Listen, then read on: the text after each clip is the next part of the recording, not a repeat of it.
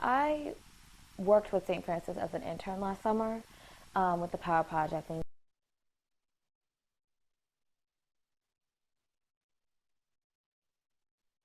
And so I fell in love with the program, the staff, the kids, our young people. They're just amazing. And so I kind of was like looking for my next thing. I was still in school, and when Sarah asked me if I would be interested in doing this partnership with Volunteer Maryland and St. Francis and AmeriCorps, um, I was thrilled actually because it meant that I could stay at St. Francis and continue to work with our staff and our amazing kids.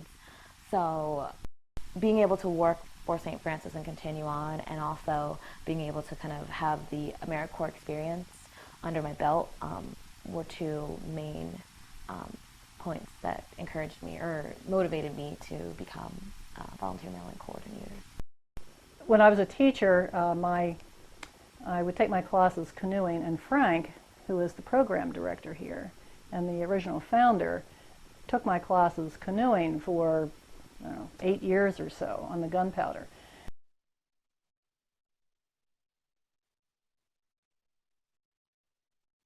I grew up in this area, but I really didn't know anything about the Nature Center itself. And he kind of encouraged me to come and visit, and then I ended up becoming a volunteer. And I was here for maybe 6 months or so, and I knew that they needed a volunteer coordinator. So I was retiring from teaching, and I just suggested, or not suggested, I asked if there was a possibility that I might be able to do that. And from things just fell into place from there.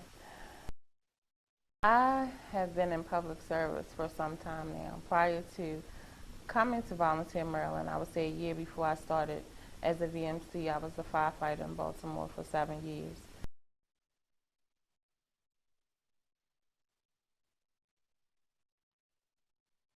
And upon leaving the fire department, when I started my undergrad, well, not started, but continued my undergrad, I said that I wanted to do something meaningful and continue with public service. So I wanted to help people, but not so much at a more safe way to help people. We had narrowed it down to about 2 sites, I would say.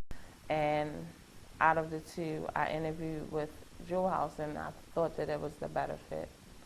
And that's pretty much based upon my background and how I've overcome different challenges that I would hope that the girls would be able to do too.